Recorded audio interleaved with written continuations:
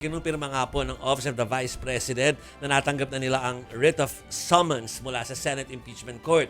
Binibigyan po ang company VP Sara ng 10 non-extendable days para magkomento doon sa articles of impeachment. Kabilang dyan ang maling paggasta ng confidential funds ng OVP at Department of Education sa Article 1 po yan. Article 2 o yung unexplained wealth ng Vice Presidente, yun naman tatalakayin doon.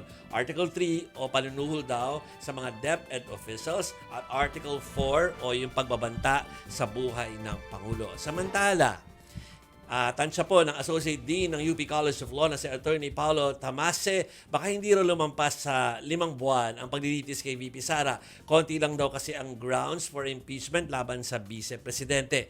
Kumpara din daw ito nung panahon ni dating Chief Justice Renato Corona na naghanda na ang House Prosecution Panel para sa pagpresenta ng ebidensya. Mukhang naghahanda na, di ba? Pero at the same time, alam din natin, base sa makipag-usap natin kay doon sa lead counsel, spokesperson ng Vice Presidente pati sa impeachment, na sila na may naghahanda na mula pa nung a year ago. Matagal na. In-expect naman nila na eh.